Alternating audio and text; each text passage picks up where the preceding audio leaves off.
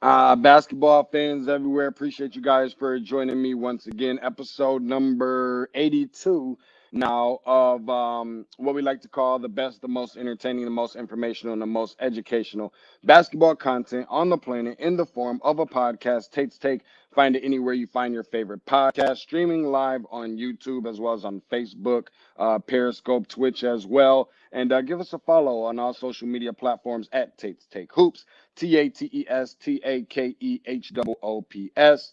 Again, hashtag where basketball lives, as you know already. Now, um, as per usual, as you see on the scrolling there at the bottom, feel free to comment below with any questions and opinions that you may have. This is our Hawk Talk portion of the show. So I definitely want to make sure that I bring on not only somebody that's a really good guest and obviously an extremely, extremely hard worker. And I know he's just over there in the green room, like, psh, whatever, whatever. But that's definitely my dude, and he definitely deserves his flowers. So we're going to give it to him here on our program to talk a little bit about the Atlanta Hawks, recap a little bit of game two, preview a little bit of game three, and get into some of that good stuff. And without further ado, let me get ready to bring him in now from the green room.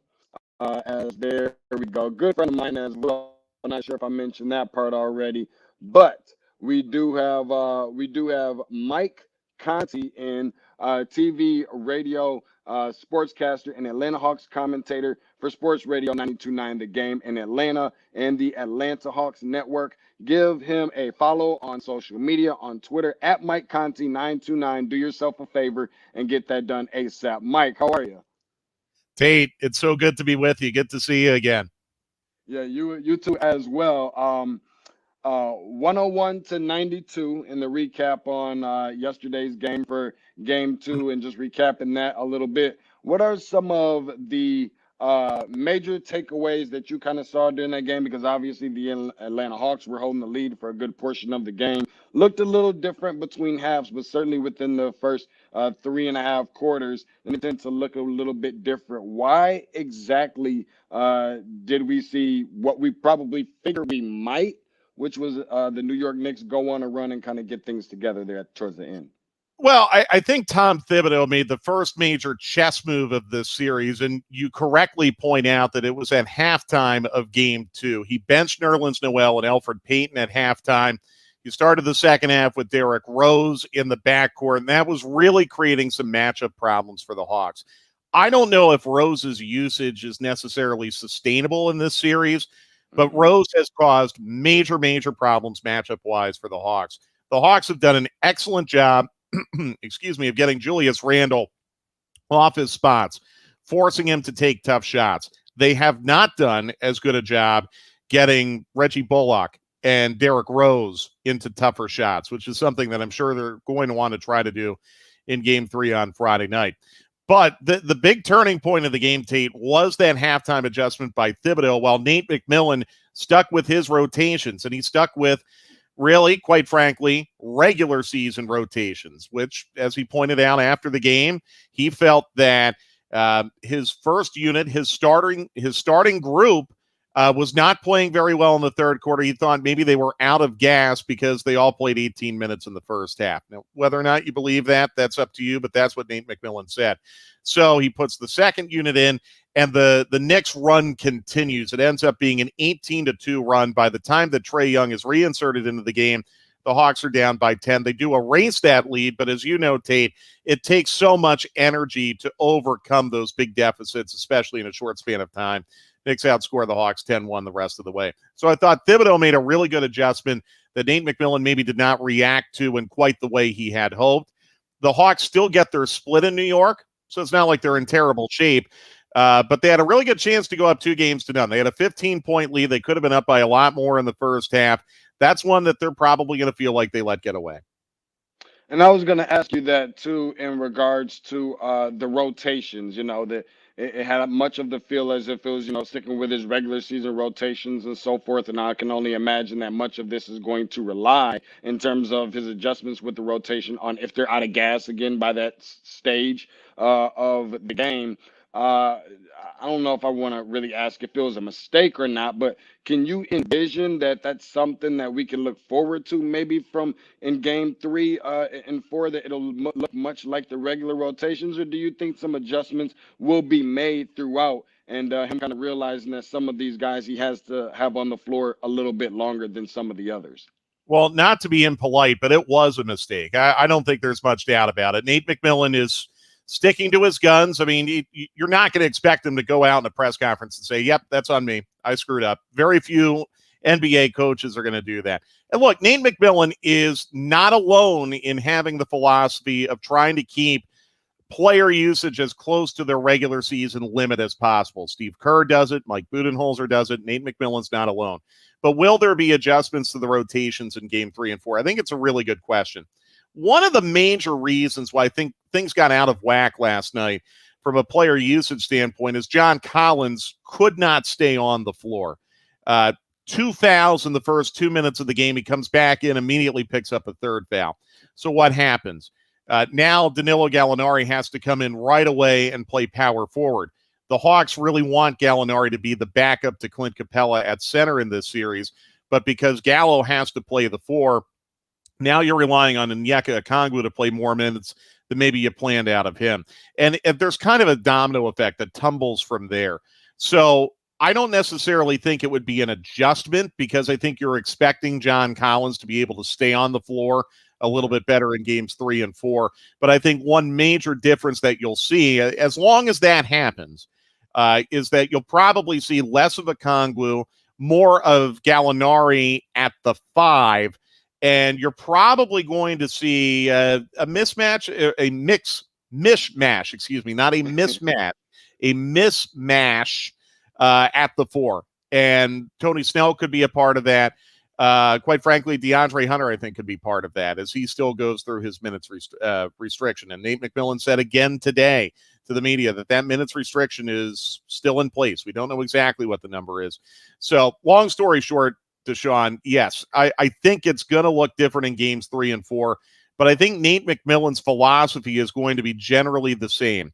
If he feels as though his starters are out of gas, he's not going to hesitate to take them out of the game. Did he wait a few possessions too long Wednesday night in getting his starting group back in the game? Undoubtedly, yes. Did his starting group give up a 15-point lead in the third quarter? Yes, that's true as well. Both of those things can be true, but if you're seeing your lead vanish in the fourth quarter of a playoff game, if I'm the head coach, I want my starters out there. I want to go down with them. I want to go down with my best players and not have to rely on bench guys who, quite frankly, Lou Williams and Danilo Gallinari and Tony Snell have not really done a whole lot in this series so far. Do you think that decisions like those, in the event that Nate McMillan continues to make those types of decisions, do you think that that would have any sort of bearing in whether he would continue his tenure to potentially be the named head coach for next season? Well, Tate, what's been the knock on Nate McMillan through his entire head coaching career? He's a great regular season coach, but his teams just do not get it done in the postseason. And especially at his most recent stop in Indiana, they really, really struggled in the playoffs. I think there's a reason why Travis Schlenk and Tony Ressler wanted to wait until the postseason was completely over before evaluating Nate McMillan and making a final decision about whether or not they're going to hire him full time. Clearly, what Nate McMillan did in the regular season is more than enough to get him hired. Sure. But last night, I think you see examples of why maybe it wouldn't be a bad idea just to see where this postseason series goes. I felt coming into it, Deshaun, that as long as the Hawks were respectable in the first round, they didn't necessarily need to advance for Nate to get the job full time, but I did think they needed to be respectable. 2 games into the series, they've been respectable. Let's see where it goes from here. So it's really tempting to overreact to a small sample and make judgments on that. For example, John Collins, terrible game last night. Now suddenly on social media, a lot of people are turning that into a referendum about Collins and what to do with his contract this offseason. It's one game. I need to look at the totality, and I need to see where this series goes. So yeah, I mean, I think it was a coaching error by Nate McMillan, but coaches are not 100% perfect. Let's see where he goes from here, and let's see if he reflects and self-evaluates and maybe decides to change some things later in this series. I want to jump over to now over to I guess we can call the elephant in everybody else's room as it seems right now. With we know about the Russell Westbrook and getting popcorn poured on him after his injury, and then obviously Trae Young being spat on by a fan. Just want to kind of get your overall thoughts on the player fan interactions because luckily we're able to have fans back in the arena again, and then this happens. Like we're supposed to be talking about playoffs at this point, and then we're talking about some of this stuff now. You're from Philadelphia. You know how the Philly fans can be sometimes. I am a native of Lansing, Michigan, but right around the way, being a Pistons fan, we know about the malice in the palace and all that kind of stuff. And also, kind of get your general thoughts on that. And if you think that the NBA is coming down on the fans as being away from the arenas indefinitely, if you think that that action was actually harsh enough. Well, here's the thing. I think one of the things that makes the NBA experience so great is the proximity that fans have to the court and fans have to the player. That is so unique in the four major stick and ball professional sports in our country, right? In baseball, you're separated by walls and nets. In football, you're so far away from the field that, you don't really feel close to the action. Hockey, you've got the glass. Yeah. You got the glass and the boards. Exactly right. So this is the one element of the NBA that makes it so great from a fan perspective, from a fan experience, is that you are so close to the action. And it's something that the league embraces. And quite frankly, the league uses to generate revenue. The guy who spit at Trae Young last night probably paid a dollar amount that included a comma for that. I mean, it's an important source of revenue for the league. But I'm just going to go by what Kevin Herter and John Collins said about it today.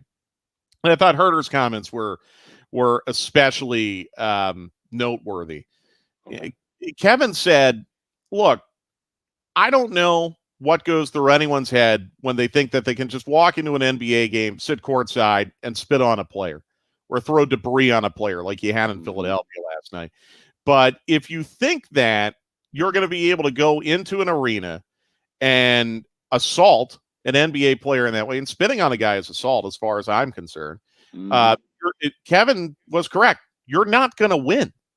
You're not going to win. Now, the player is in a difficult position. The player can't retaliate, or you are going to have a malice at the palace situation. You'll never be able to have that again.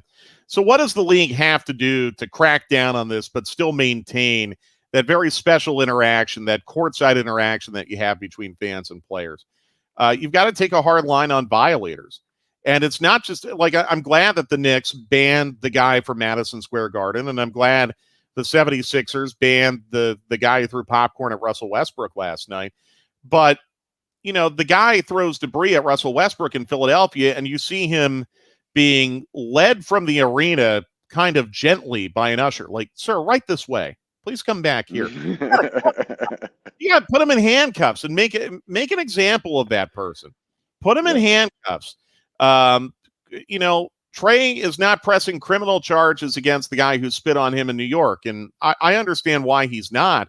But until you have like really severe, clear consequences for that kind of behavior, Deshaun, I don't know if it's ever going to change. Not only that, and I'm even kind of curious as to how do they know the face, like that these guys aren't allowed to come in? Like, is there like something on the tack on the bulletin board with the wanted, never allowed here again? His face is posted all over the office or something. I mean, what keeps a guy like this from being able to, or a woman for that matter, from even being able to step foot in the arena again, and nobody notices them. They just kind of mixed in with the crowd and everybody else. I'm not really sure as to how that works. I can't imagine you have any kind of fingerprint recognition or anything like that to where they can or cannot get back into the game. I wanted to touch on this too just a little bit while we still have you here.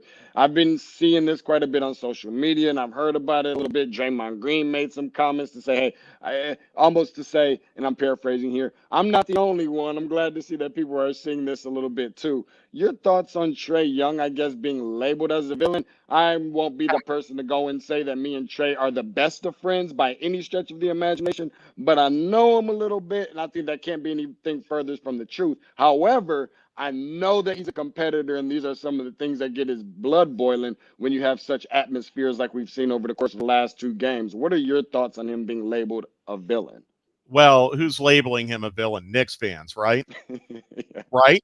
So who else have been villains to Knick fans over the years? Reggie Miller, probably, Hmm. right? Probably Akeem Olajuwon, or Sam Cassell, one of those guys on those Rockets teams. Hmm. Uh, probably Tim Duncan. Um, that's not bad company to be in as far as I'm concerned. Yeah, that's Seriously. true. When you go into Madison Square Garden and you play at the level that Trae has played at in these Hmm. last two games, I know the label will be villain, and you're going to get the profane chants, and you're going to get the snide remarks here and there about Trae's personal appearance and all of that. Hmm. But the reality is, in New York City, they're not going to waste time coming up with chants and coming up with nasty things to say if they don't respect you, or even more accurately, if they don't fear you as a competitor. Hmm. And I think a lot of the reaction that Trae has gotten is born out of fear from Knicks fans. Quite frankly, I don't blame him for being scared because they can't stop him. They Yeah. have not been able to stop him in these two games. Now, I thought Thibodeau again. Let's look at game two. A little bit of a chess move in the second half. Starts doubling Trae. Trae, no problem. Finds the open man every time. The reason why the Hawks lost the game last night is in the fourth quarter when they were doubling Trae and Trae was kicking to a wide open Bogdanovich or a wide open Hunter. They were Hmm. missing their wide open 3-point looks. They were. But Yep. that could have easily have been a 30-point, 15 assist double-double for Trae with the Hawks winning. In fact, if the Hawks had won the game, let's say, they made 3 of those 3-pointers that Trae kicked to, and that's 9 points right there. It's a 30-point, 11 assist double-double in regulation. So I honestly think it's a sign of respect. I've attended a Hmm. lot of hockey games at Madison Square Garden. They used to chant like that about Denny Potvin all the time, even 20 years after he retired. Potvin was one of those villains to the New York Rangers. It's a sign of respect. I like the fact that Trae, I think, Deshaun, has played under control so far in this series. That's one thing that I was a teeny bit worried about going into New York with the bright lights, that maybe Trae would play a little bit out of control, play a little bit too emotionally. And when he Hmm. does that, he tends to, his shot selection gets iffy, and he has turnovers. And I think Trae has stayed out of that trap so far, which I think is a tremendous credit to him. Took the words right out of my mouth. Feels like Mike Conti's living in my head rent free. I was just about to say that. I'm gonna have to start charging you after a while, Mike. Either that or you found a way to sneak in here overnight. Must have left my door unlocked or my windows open. You've been taking a peek at the answer key. Got my dude Mike Conti, TV, radio, sportscaster, and Atlanta Hawks commentator for Sports Radio 92.9 The Game here in the locker room for episode number 82. Also for the Atlanta Hawks Network, catch him on social media at Mike Conti 929. That is at Mike Conti 929, who's joining us for Hawk Talk. Now, what I want to do real quick before we get ready to get you out of here, per usual, we like to do this stuff, have a little bit of fun. Welcome you to our quick release segment where I'll just throw a couple questions at you real quick, somewhat rapid fire, if you will. Of course, sponsored by Exotics by Curtis Smith. Look good, feel good, play great. Exoticsproducts.com. All 100% natural, no chemicals added. And make sure when you get ready to check out and all that good stuff, got all your products in hand and everything like that, that you go to the discount code and put in Tate's Take to get your little 15% off. So let me throw this first one out there at you real quick, Mike. Let me ask you this one. This is one that I kind of feel like everybody's kind of been going over their head a little bit. Not people paying enough attention sometimes. This is a guy that can wake up out of the bed fresh in the morning and give you about 20 or 30. Is everybody forgetting about Sweet Lou? How long before we see him have one of those blow-up games when everybody's looking for Trae, but then it end up being Sweet Lou, who's also a native from Metro Atlanta? Yeah, if Lou didn't do what he did at the end of the third quarter and start of the fourth quarter in game one, the Hawks are probably down 2-0. Remember, the Hawks are down 7, and Barrett has a 3 in the air to make it a 10-point game that misses. And what happens? Lou goes on a personal 7-0 run to tie the game. Nate McMillan leaves him in deep into the fourth quarter as a result, which I think bought Trae some very important added rest in the fourth quarter in game one, and we saw what Trae did at the end. But it just has not been consistent enough for Lou Williams. I don't think he really gave them a whole lot last night. If Lou and Gallinari are just average, Deshaun, the Hawks are going to be in great shape in this series. But so far, I think other than that one little burst in game one, Lou has not yet even been average in this series. You touched on this just a little bit earlier. I want to circle back around to it. What is the importance for John Collins to have a breakout game or somewhat breakout series, or just make himself a little bit more noticeable than he has in the first 2 games, considering the fact that it is the contract situation that's happening this year? Yeah, and he has said publicly, he said on 92.9 The Game Friday, that the contract situation is, he wants it to fuel him in this postseason. It is important. It absolutely is important. I think you have to evaluate players based on what they do in the postseason when you have to make a tough decision on them like that. And so far, John has had 1 good half out of 4 in this series. He's got to be better, but I think part of that is just a matter of staying on the floor. I think with the Hawks coming home for games 3 and 4, we're really going to learn a lot about John Collins. I just get the feeling that the games are going to be officiated a little bit differently in Atlanta. If John avoids that tendency that unfortunately he's fallen into this year, picking up 2 quick fouls, I think he could potentially have a really big game in this series because he's going to create some matchup problems for the Knicks. Yeah, I'm looking forward to that. One of those big time breakout games and good shot selection by Trae. And then you've got either guy on the wing between Conti, Capella, outside 3-point shooting, Bogdanovich, this guy, that guy, Gallinari, Hunter, blah, blah, blah, blah, blah. It just can definitely play benefit for the Atlanta Hawks. Let me ask you this one. This one I just kind of recently thought about and came into my head. The current status of Cam Reddish from an injury standpoint. Can we expect him back? I think from everything that I've heard last, and feel free to correct me if not, that we will likely not be seeing him for this series, potentially from next series. I don't know. What is the most recent update? Yeah, definitely not. Well, I shouldn't say definitely not. Likely not in this series. He's going to be reevaluated again, I think, in another 5 or 6 days. If I remember the calendar correctly. But remember, reevaluated doesn't mean clear to play. And I'll look at the Chris Dunn situation where Chris Dunn was out for so long that by the time they were finally able to clear him to play at the end of the season, they were able to get him a couple games, but it was just too late for him to get back into the rotation. That is correct. I just have a feeling that Cam Reddish is in the same spot. It's too late for him to get back into the rotation in this postseason. I'm sure they'll make him – I'm sure they'll keep him ready. I'm sure he'll continue to practice because you never know. Someone may get hurt somewhere. But I'd be really, really surprised to see Cam Reddish in this postseason. Let's jump over to this one real quick. How realistic is it, do you think, or maybe even if you threw a percentage out there in your opinion, that we would see maybe the Hawks walk away with a win in game 3 and in game 4, maybe going back to New York up 3-1 at that point? And what has to happen in order for them to do that? So I know this sounds really counterintuitive, but stay with me on this. There's a method behind my madness. Okay. Game 3 cannot be a blowout. And here's why. Because I think with this series now going every other day, you played Wednesday, you'll play Friday, and then you'll play Sunday. Mm-hmm.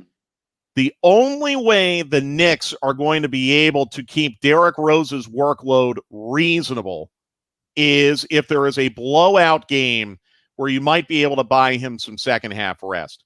And I look at Friday, you're playing at night, you're going to Sunday at 1 p.m. That's a really, really tight turnaround. If you have a close game on Friday and Rose has to play 40 minutes a game, I already see signs of him kind of wearing down a little bit. I saw it last night. Mm-hmm. I think he's not moving around extremely well. Sure. He's going to wear down. You've already had Julius Randle speak openly about his energy level in this series.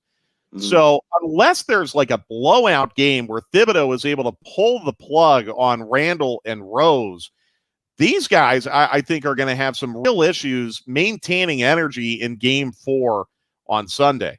So I know that sounds counterintuitive. You want to win a game easily, right? But I actually think it would benefit the Hawks if Friday night was a close game because, the Hawks are the deeper team in this series, and they're the younger team in this series. They maybe not in terms of overall average age, but they're younger at the right spots. I mean, you got a 22-year-old in Trae Young going up against a 32-year-old in Derrick Rose. That's key, right? So I think it's really, really important for the Hawks to keep running at these guys because they are going to wear down physically as the series goes longer. But it all starts with it being a close game where Rose is going to have to play heavy minutes again on Friday. Last and final question before we get you out of here, Mike. Want to find out what your expectations are for both of the fan bases at State Farm Arena because we heard the Trae Young balding and this and that. And the Atlanta Hawks has their own little sixth man section, if you will, that they're pretty crafty themselves.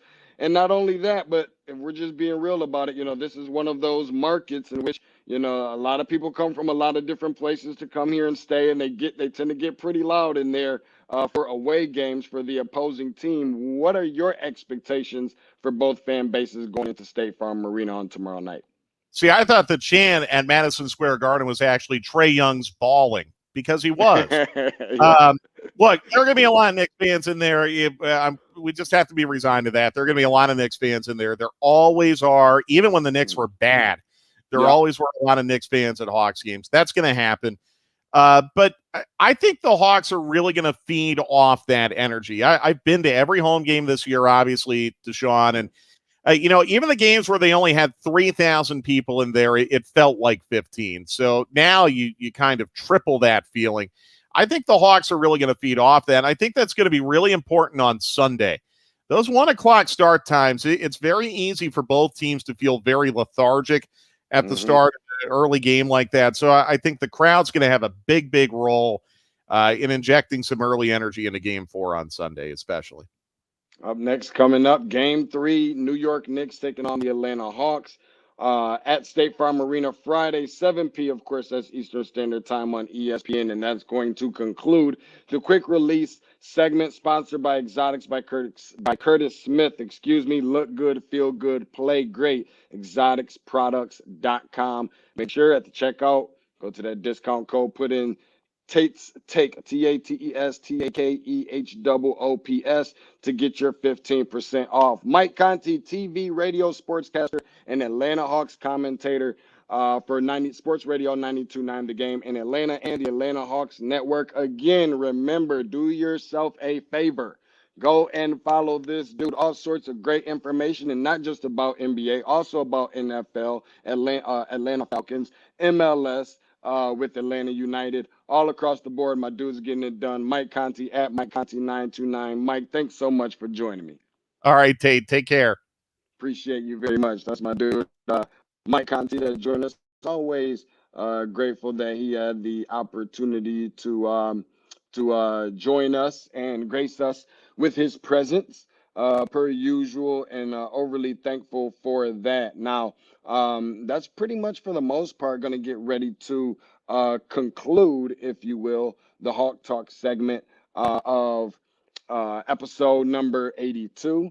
So I do appreciate everybody, including Mike Conti, for for joining me on that. Let's go to a couple of the comments because I got a couple homies that wanted to chime in and they see your boy doing his thing, and so they wanted to jump in here. And I always tell you, you can be a part of the show as well. So they're gonna do their part and so that they have been paying attention. You can be much like these people. Just go and subscribe. It's very simple. It takes less than 30 seconds. If it takes you any longer than that, I can't help you out very much. I would be willing to put money in your pocket if it take longer than that, but y'all not gonna fool me with those Obama phones y'all got. My dude Ryan McClendon, man, my dude Wood, way out there listening and watching from Phoenix, Arizona, Tucson, Arizona, saying, I see you, Tate. I see you, boy. Well, I can't physically see you. You can see me, but I can't. You get it. My dude Jansen Harris checking in as well. Game 3, the Atlanta Hawks should win. Should win, no doubt. I'm gonna get my dude Kobe Dant on here after a while. We're gonna start talking about maybe what some of these game lines and such are going to look like and things like that. Break down where you guys can make some money a little bit, put some money in your pockets and so forth. I know Father's Day is coming up and all that good stuff. Since Father's Day coming up, y'all need to check out some of those exotics products too, by the way.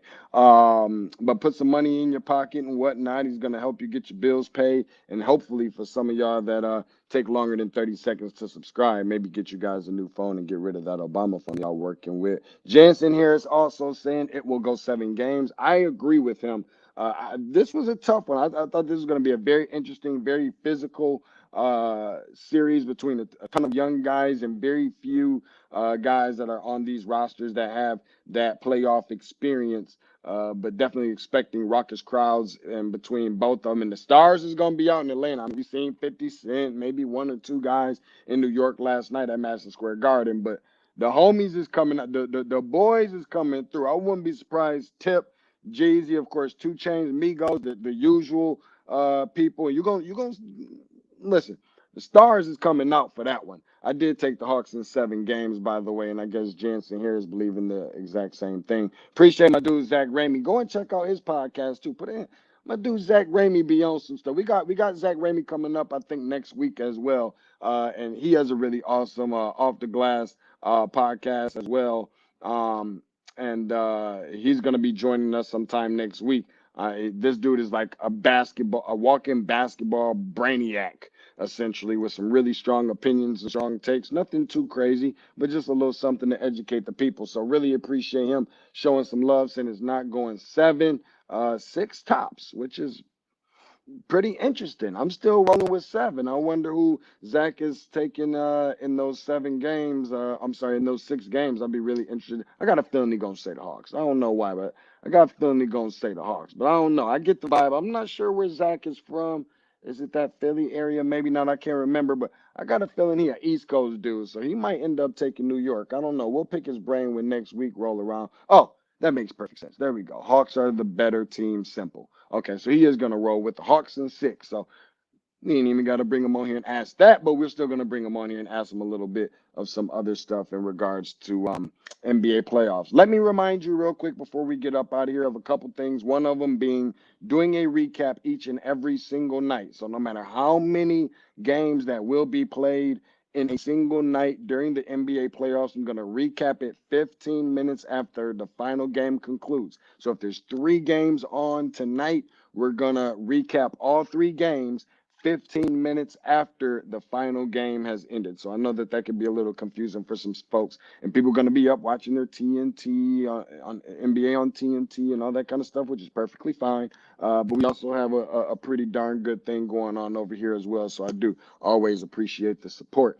Also want to remind you, tell your friends, tell your enemies, tell your mama, tell your grandmama, tell your baby mama where they can find the best, the most entertaining, the most informational, and the most educational basketball content on the planet in the form of a podcast, none other than what you're watching right now. Tate's Take. Go and subscribe. Don't save it for the local barbershop. Don't save it for the local sports bar. You have a voice right here on Tate's Take, where basketball lives. TATES, TAKEHOOPS. Again, where basketball lives.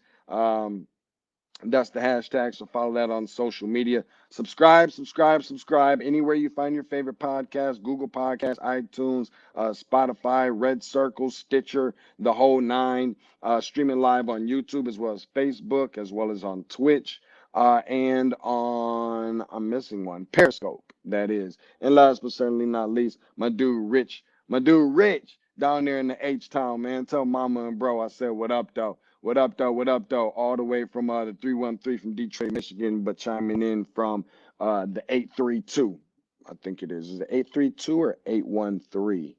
Maybe it's the same because there's two area codes in Houston. I know 832. It doesn't matter. Appreciate Rich for chiming in, though. Appreciate you guys for checking out. Please spread the word for your boy, man, and check out some of those exotics products. Let me throw that up there for y'all one more time, man, because they're doing such a great job. Listen, I've been able to notice a humongous difference in my own skin. And I'm not just saying this. I've been on these products, man, since some of Trae Young and his father, Ray, and my dude Ivan, shout out to Ivan IG, that introduced me to these products when I was out there at All-Star Weekend. In Chicago last year, and after I got introduced, I haven't turned away from them since. Been using them daily, faithfully, religiously. So let me go ahead and put that information back up here for you guys one more time, and then we're gonna get up out of here. But I want to make sure that you guys have the information because they're sponsoring the show, and not only that, I just want to make sure that you guys are well taken care of. Skin restoration, replenishment, razor bumps, skin irritation, skin rescue, exfoliation soaps, body soaps, facial soaps, shave therapy, wave activation for some of y'all that still got the waves, unlike me, shea butter, body glaze, balms and masks and gels and oils and cleaners and cleansers and sanitizers and just about everything. So if you have any questions, then feel free to hit me on the DM at Tate's Take Hoops. I'll be more than happy to answer your questions for you as it relates to the products. And if I don't have an answer for you, then I can get an answer for you. So do yourself and your skin a favor and invest in that, and make sure that you at the checkout in the discount code put in Tate's Take, as you can see it there at the bottom of the ticker, TATESTAKE. Yeah, TATESTAKE. Almost forgot to spell my own name for 15% off, people, and that also does this person just a little bit of a favor when you do that as well. So go and invest in that. Appreciate you guys for coming through and showing some love. Again, Mike Conti for coming through, showing some love as well. And last but certainly not least, don't forget we're going to be recapping all of tonight's games 15 minutes after the last game concludes. Appreciate everybody for coming through and showing some love. And I'll see y'all later on tonight. Bye.